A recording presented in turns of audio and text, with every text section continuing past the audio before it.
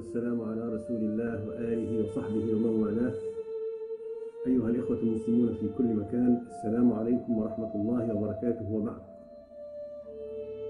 أتوجه برسالة اليوم لأهلنا في شام الرباط والجهاد والعزة والعروبة والكرامة، شام الانتفاض على الذل، شام التصدي للظلم والظالمين، شام التضحية والفداء، شام الرفعة والإباء.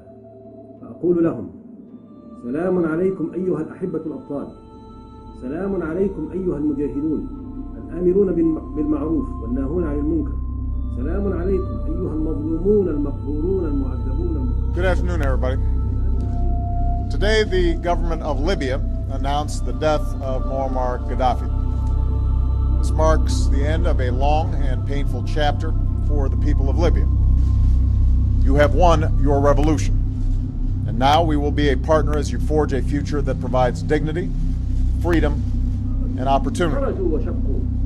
قولوا له: بل أنت زعيم عصابة المجرمين. قولوا له: لقد مضى عهد الإذلال وولى زمن الخداع.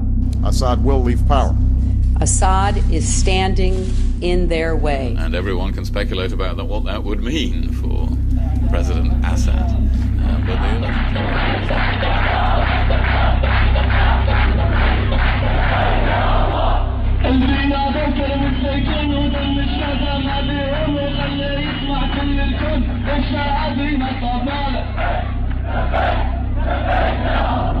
This is more the prescription for how to deal with the world.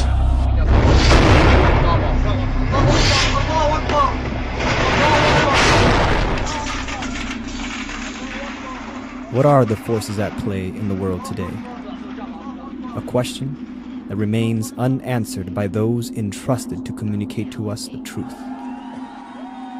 Yet, we ourselves fall short from attaining it, not for lack of access, but because of an unbroken fear that has obscured our vision. They stand as heroes, but in fact are our destroyers, operating behind the shadows of a grand scheme larger than the destruction they themselves conceive. The goal is imperial domination, and only few have risen against them. The goal is total control in a situation where their own cause is defeating them. The world, stock prices fell like the goal dominoes. Comes from no nation, but an outside force that has taken them hostage. Who their players are, we must know now if we are to defeat them.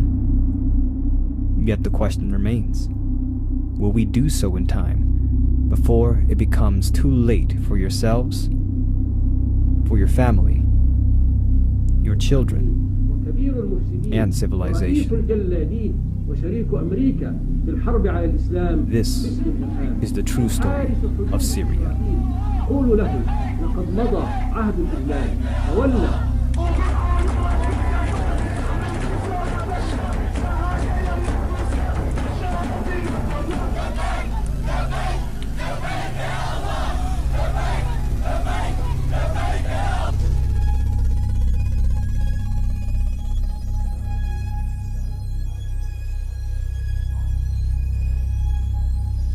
I am personally shocked and horrified by the tragic incident in Hula 2 days ago, which took so many innocent lives, children, women, and men. This was an appalling crime, and the Security Council has rightly condemned it. And I extend my profound condolences. The public mind has been drowned out by shouts from the Western sphere of influence, led by former British Prime Minister Tony Blair's doctrine of responsibility to protect, with complicity from the U.S. governments of George W. Bush, continued by President Barack Obama. Hoisting the flag of humanitarian intervention, the U.S., with obscure evidence provided by Tony Blair's British government in 2003, invaded Iraq.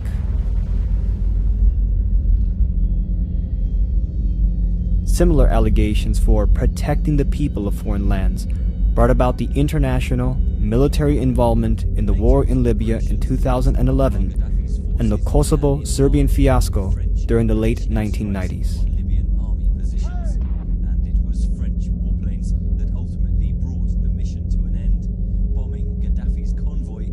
In these cases, under shouts for annihilating a brutal dictatorial regime, which in fact most of them were, false evidence was provided, U.S. constitutional laws violated, all in the name of toppling dictatorial regimes under the auspices of protecting their civilians. And in the circumstances that we faced then, but I think even if you look back now, it was better to deal with this threat, to deal with it, to remove him from office, and I do genuinely believe that the world is safer as a result. I believe he threatened. It is under this scope by which we are to examine what occurred in Hula, Syria, May 25th, 2012. This particular tragedy has again drawn the attention of the world to what is happening in Syria. Для нас совершенно не является главным, кто является во власти в Сирии, какой режим в Сирии. Главное для нас обеспечить прежде всего прекращение любого насилия. But the urgent thing now is to try to get such a political process started under whatever terms can be agreed between Kofi Annan, the Assad regime, the relevant opposition forces in Syria.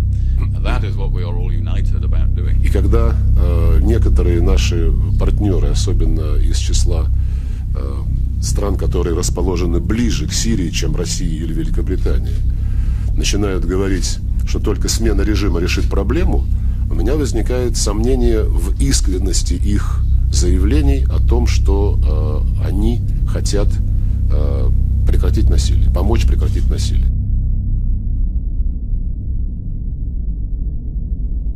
In the wake of the Hula massacre, Russia, the strongest proponents for carrying out Kofi Annan's six-point peace plan since he was appointed UN Arab League peace envoy to Syria in late February, led a crucial battle during the weekend of the massacre to determine with conclusive evidence what had actually happened in the brutal events of May 25th.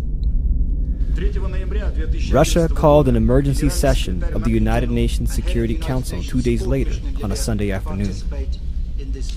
The UNSC received a briefing from Norwegian General Robert Mood, head of the 200-plus UN observer mission deployed into Syria as part of the Annan peace plan, where he told members of the Permanent Security Council, plus a representative from Germany, that the evidence was, quote, murky as to who led the slaughter against civilians in Syria.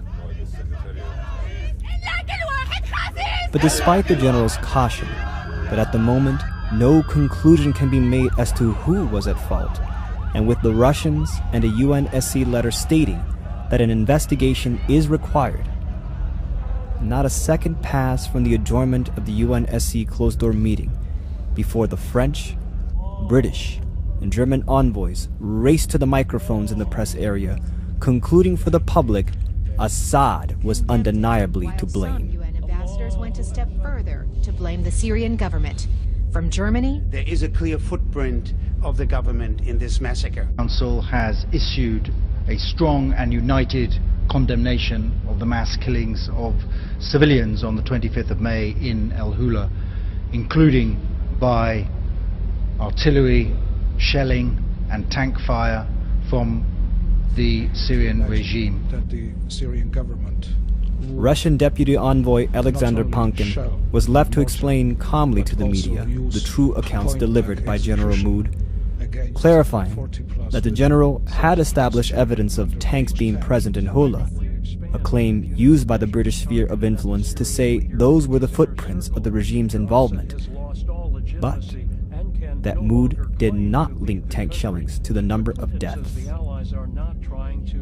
In fact, according to accounts, most of the over 100 massacres in Hula were killed at close range. Pankin then raised what the British faction of the West and Arab region wished would have remained unsaid. There is a third force terrorist or foreign intervention at play. Yes, there is a third element, or there are third elements. And these people are not committed to the cause of the Syrian people. They are committed to their own agenda. Herb Latsius made these remarks 4 days before Hula. However, hours before the atrocity, State Department spokesperson Victoria Nuland recalled the right to enforce Chapter 7, the UN Security Council clause to invoke foreign military intervention by air, land, and sea in the event that Annan's plan proved to be a failure. That it's time, the Secretary's made clear, it's going to be Chapter 7 At the same next. time, every day, dozens of people are getting killed. Was it this third force Latsius warned of days before the massacre who waged the massacre? How could we know? When the British and German envoys screamed Assad to the press before any investigation was allowed to take place. Assad screamed vociferously, drowning General Robert Mood's conclusion that the evidence was murky.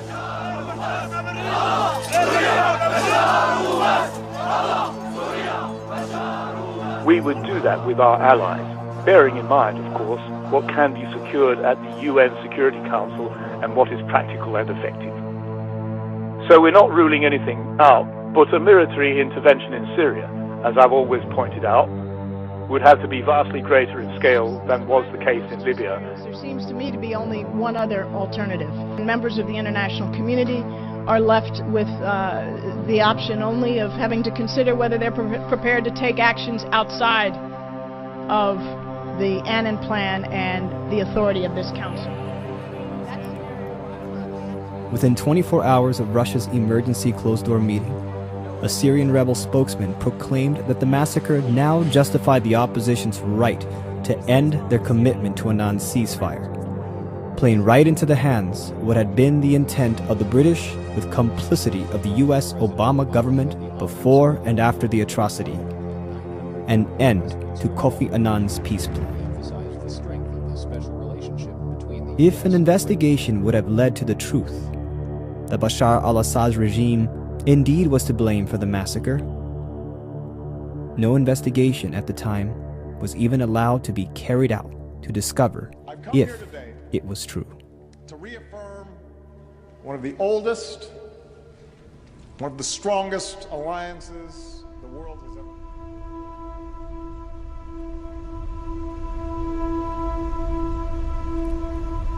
A few days after the hideous bloodbath in the Syrian city of Hula, 11-year-old Ali al-Sayed suddenly became famous in the Arab media. When armed men invaded the house of his family in Hula and murdered all the members of his family in cold blood, little Ali also dropped to the ground. The blood of his dead mother, who lay next to him, colored his clothes red. This saved his life, because the murderers thought that Ali was also dead. It is striking that the 11-year-old Ali twice described the murderers of his family as men with shaved heads and long beards. This definitely does not fit the soldiers of the Syrian army, but rather points in the direction of... According to eyewitness testimonies, the massacre happened during the time frame after the Friday prayers, when Sunni rebels attacked 3 Syrian army checkpoints around Hula. Despite the fact that Hula has a more than 90% Sunni population, almost exclusively families from the Alawi and Shia minorities in Hula were killed. Those killed include members of the Alawi family Shomalia and the family of a Sunni member of parliament, since he was considered as a government collaborator. Immediately after the massacre, the culprits filmed their victims, representing them as Sunni victims and distributing the videos on the internet. Are the preferred targets of hidden terrorism by the armed resistance. Taxi drivers, street vendors, mailmen, especially civil functionaries, were innocent victims of acts that went from simple assassination to gratuitous barbarity. Their throats were slashed, mutilated, cut into pieces, thrown into street corners or public trash cans. These acts of atrocity were then exploited by the media to impute the responsibility to the government forces. We were taken by surprise ourselves by this tactic, during a visit to Homs. A man had just been attacked by part of the armed gangs because he refused to close his shop. His car was blown up, and he was literally hacked to pieces and tossed under the storefront window. At the moment we were coming by, passers-by opened their mobile phones and were filming, and we overheard one of them say, doubtless talking to one of the satellite TV networks, "This is what Syrian citizens endure at the hands of Bashar al-Assad's death squads." We photographed this event. We then proceeded to take the body of this poor killed man to the hospital. Instead of bringing help to the murdered person, the onlookers filmed it, getting Al Jazeera to believe that the state had perpetrated the crime.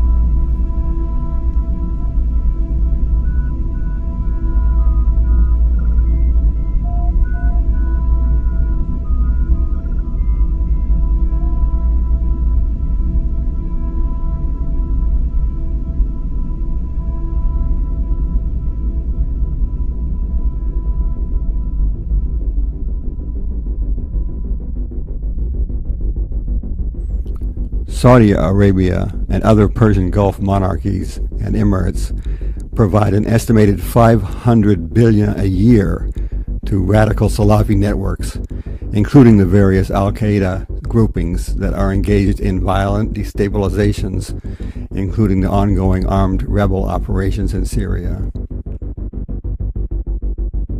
In recent weeks, these funds have facilitated a flow of weapons and paid foreign mercenaries into Syria via bordering countries, including Iraq, Lebanon, and Turkey.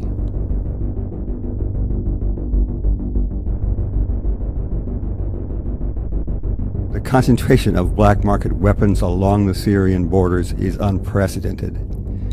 Arms traffickers are becoming millionaires overnight.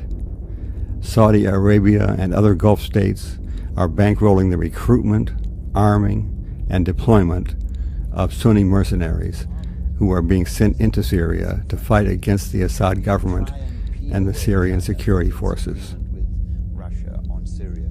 Experts have little confidence the Arab League and United Nations peace plan initiated by Special Envoy Kofi Annan will actually result in a It was on February 2012 that Kofi Annan was appointed UN Arab League Special Envoy to Syria in an attempt to stop the violence. A month later, his 6-point peace plan was submitted to the United Nations, traveling on the 24th of March to Moscow to secure strong Russian support for the effort. Point 2 of the plan, before any other steps could take place, demanded a ceasefire on the part of both the opposition fighters and the Syrian regime.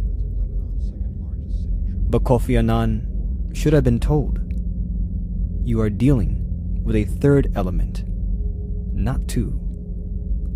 A third force, void of national loyalty, distilled from 3 key players: Saudi Arabia, the UK, and the United States.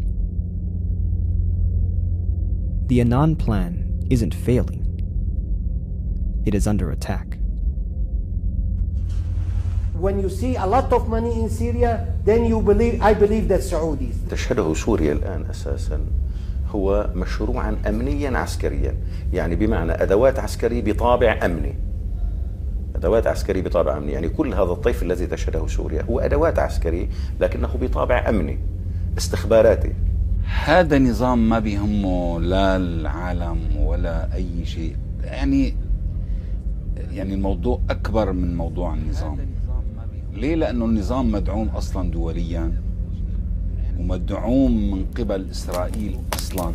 We are completely against arming the uprising, as well as we are against foreign intervention. We declare that very clear, very loud.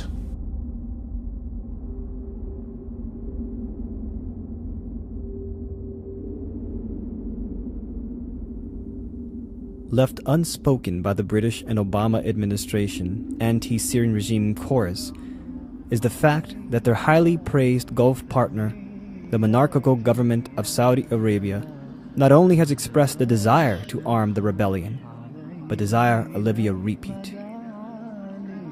few have exposed or accused not only that they intended, but already are and in fact have been funding terrorist networks now said to have infiltrated the region before the uprising ever occurred, to the tune of $500 billion a year.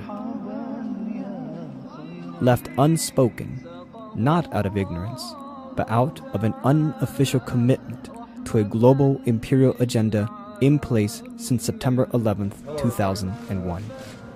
I want to welcome His Majesty King Abdullah to the White House.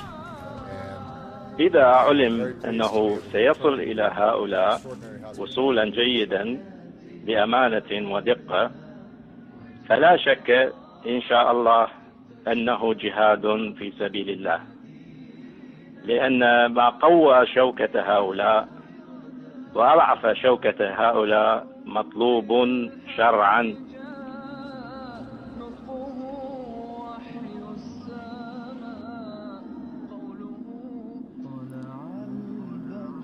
During the uprising, Saudi Arabia and the Gulf neighbors said to be hiring mercenaries to operate in Syria have since established refugee camps within Turkey's borders. Through their Islamic Relief Agency and with Saudi Army medical staff, they have been operating these camps with assistance by Turkish authorities. What goes on inside these camps? Almost no one can verify. International organizations are not allowed to enter them as they are prevented by Turkish authorities. The argument is that the refugees are not under refugee status. They are guests, and therefore not covered by international refugee conventions. What goes on within these camps, therefore, is the business of the Saudis, some Turks, their guests. No one else.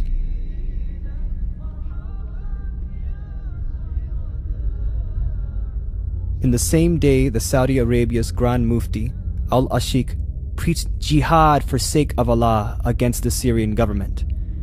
King Abdullah of Saudi Arabia, in a meeting in Riyadh with his Jordanian counterpart, proposed negotiations with the Jordanian king to permit weapons shipments into Syria in exchange for economic assistance.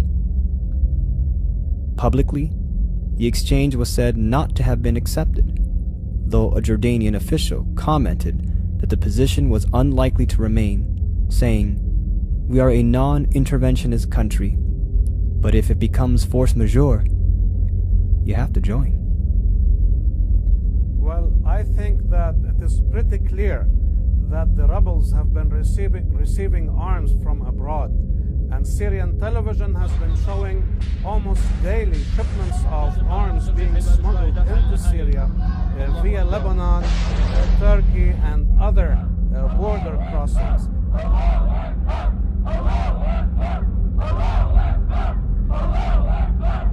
نحن منذ البداية رفضنا التدخل في الشأن الداخلي لسوريا، لأن التدخل السوري والتدخل الخارجي في الشؤون السورية لن يخدم سوريا لا حكومة ولا شعبا.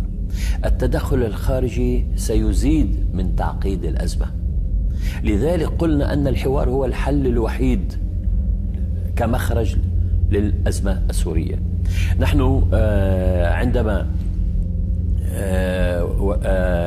رأينا موقف روسيا كان موقفا حكيما، موقف الصين، لأن فعلا التدخل الخارجي، ولنا أمثلة كثيرة في المنطقة، عندنا أمثلة كثيرة في المنطقة.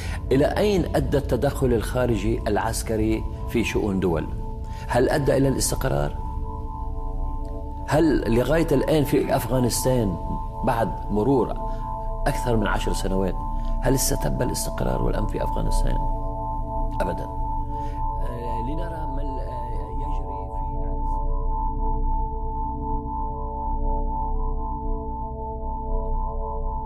Few have dared to come forward under the condition of anonymity, warning that the Saudis are beyond negotiations and public annunciations for jihad against Syria. They are in fact working behind the shadows they themselves cast to feed the conflict, sabotaging Annan's peace effort. A top Arab diplomat revealed in publications on March 17th that Saudi Arabia was in the process of delivering equipment to rebel fighters in an effort to militarily overpower the Syrian army.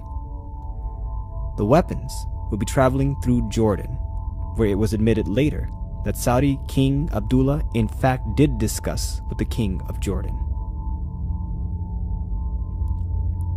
Later, a Western diplomat in Ankara, Turkey, stepped forward and leaked that rebel fighters are being armed by Saudi Arabia and their Gulf state neighbor Qatar.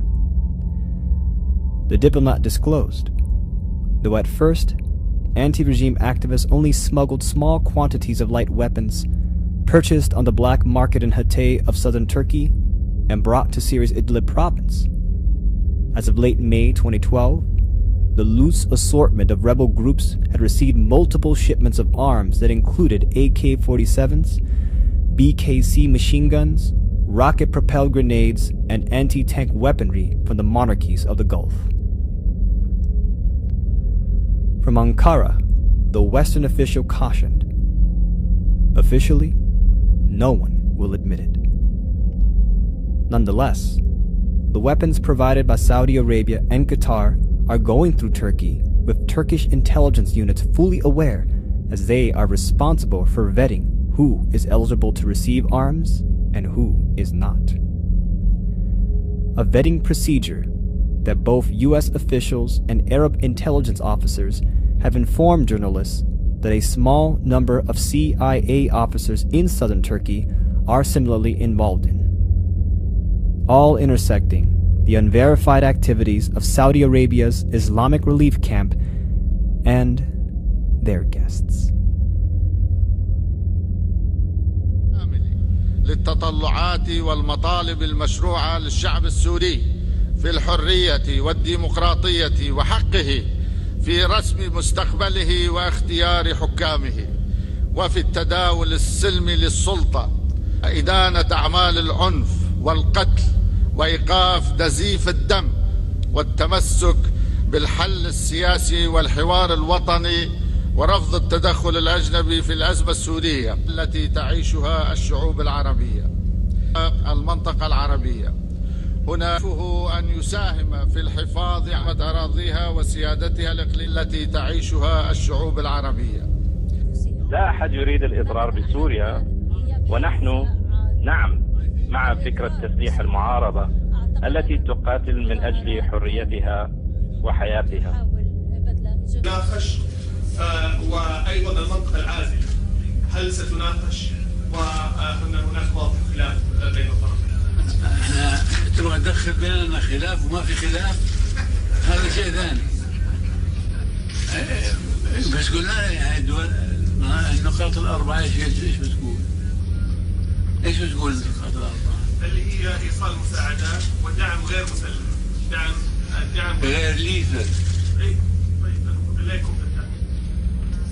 هذا في أنظمتهم ماشي كذا، بس تسليح المعارضة واجب أعتقد، لأنه ما تقدر تدافع عن نفسها إلا بس للأسف. Prince Saud Al Faisal's declared duty was followed with his Qatar partners hosting an announcement by businessmen in the Qatari capital, the creation of a $300 million fund for the rebellion. Though announced in June, Wael Mirza, one of the sponsors of the fund, admitted that the fund had been established long ago, for months, to, quote, support all components of the revolution. However, this figure is merely a drop in the bucket in comparison to the yearly $500 billion channel of money flows to overall Salafists and Al-Qaeda-linked groupings from the Gulf states and Saudi Arabia.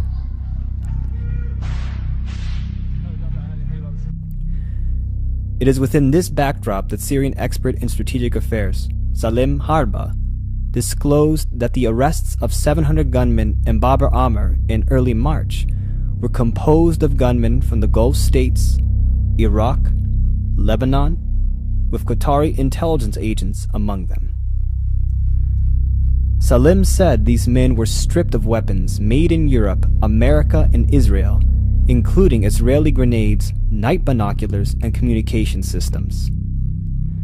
60,000 rounds of ammunition were also confiscated in Lebanon around the same period, found hidden within 2 vehicles on board an Italian container ship. Intercepted in the Mediterranean Sea, like the seizure in Bab el-Amr, officials found rocket-propelled grenades and heavy-caliber ammunition. It's time for that regime to move on, and it is time to stop the killing of Syrian citizens by their own government. Permanent members of the Security Council using their veto when people are being murdered, it is just despicable. And I ask, whose side are they on? They are clearly not on the side of the Syrian people.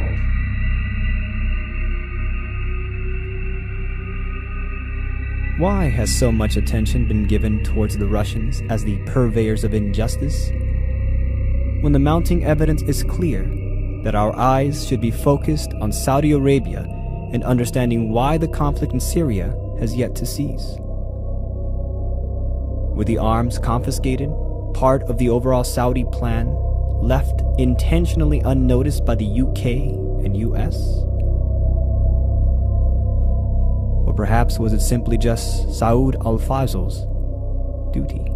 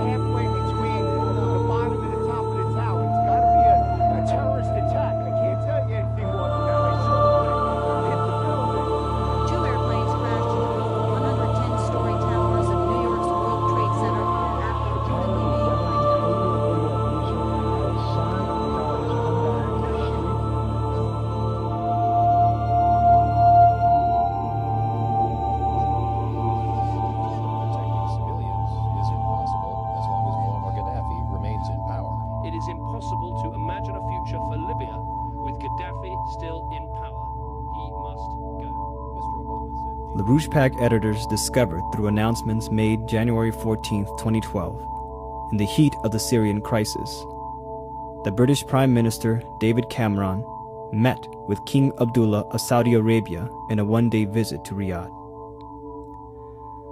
The British Prime Minister's office in Downing Street disclosed that the purpose of the meeting was to discuss the importance of the United Kingdom-Saudi bilateral relationship, agreeing to strengthen cooperation in a range of areas from that already in existence.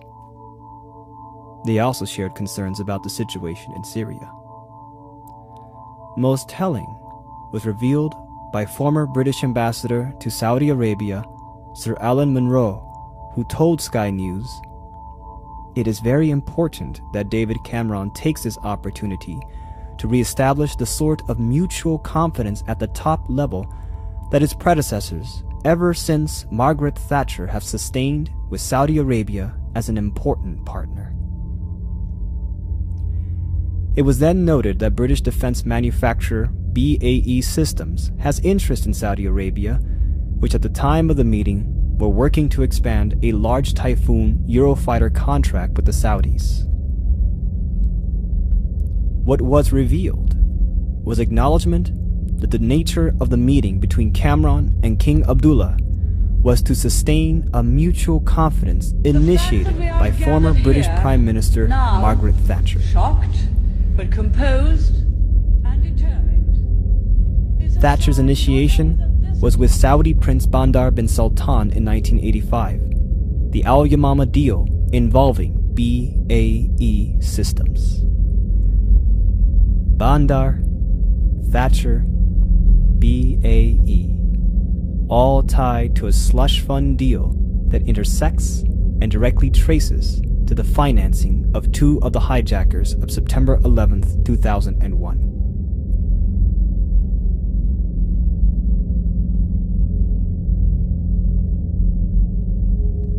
Nawaf al-Hazmi and Khalid al-Madar were two of the 5 terrorists who hijacked American Airlines Flight 77, crashing it into the Pentagon.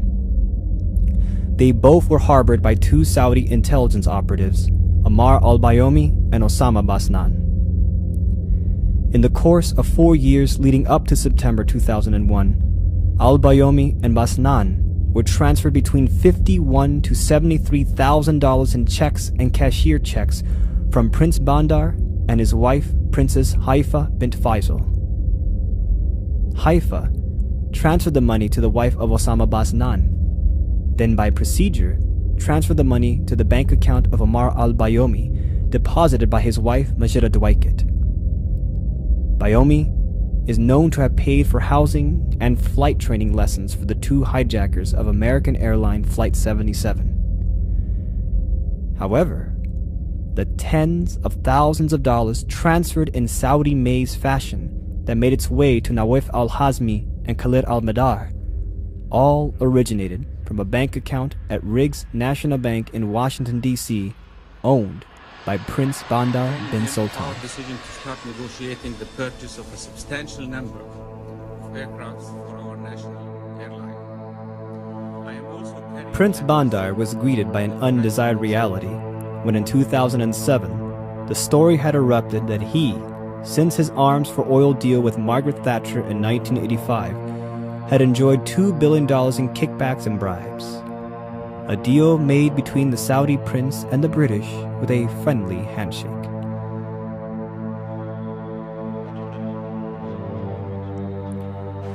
However, the overall Al Yamama deal for BAE weapons in exchange for Saudi oil during the 22-year span between 1985 and 2007 shored up $80 billion to $100 billion that was never accounted for.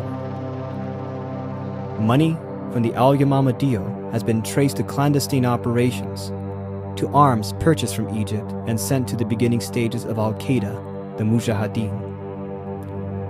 Tens and thousands of dollars were directly given to 2 of the 9/11 hijackers, whose funds originated in the same bank account of Saudi Prince Bandar, who for 22 years received billions of dollars for brokering the Al Yamama BAE for Saudi oil exchange with British Prime Minister Margaret Thatcher.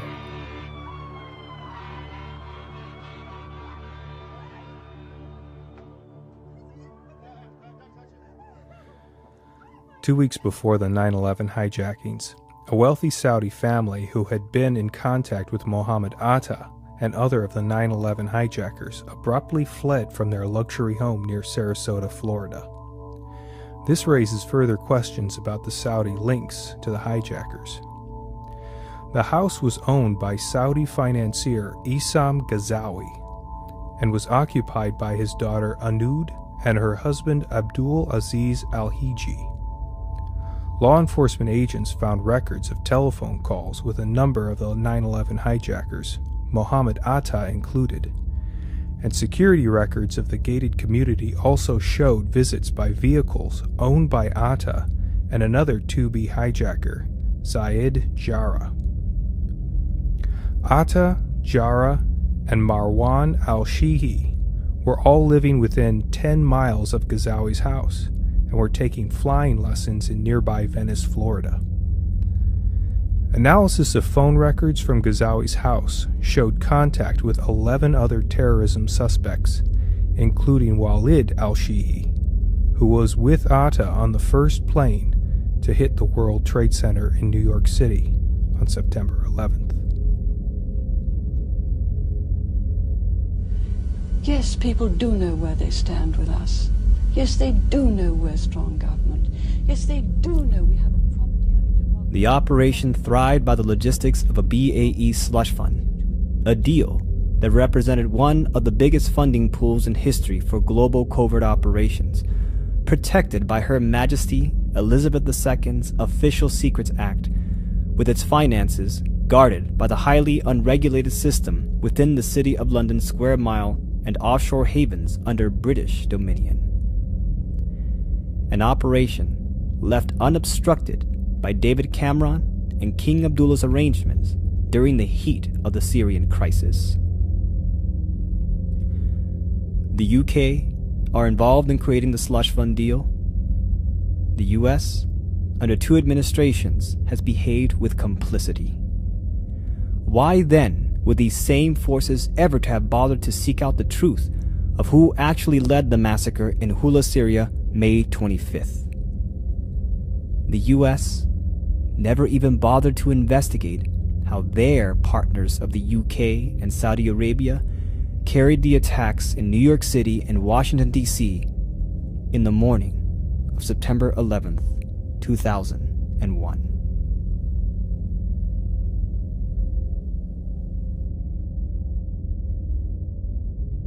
يضم مجموعة من اللصوص السراق الذين ينهبون ثروات سوريا وخيراتها بالحديد والنار.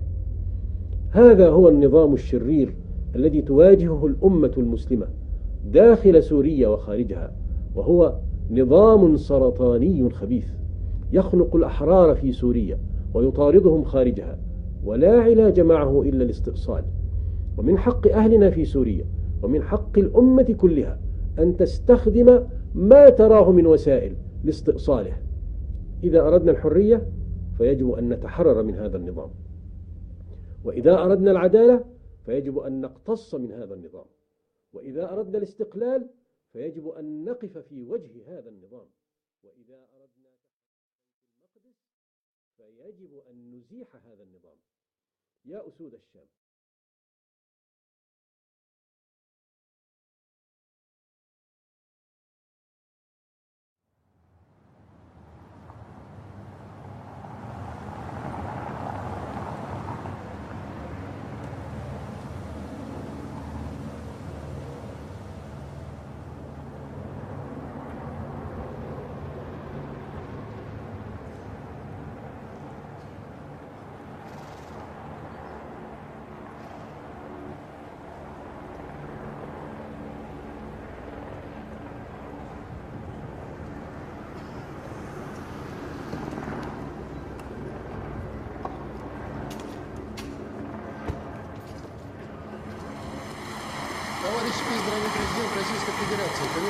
Президент Российской Федерации Владимир Владимирович Путин.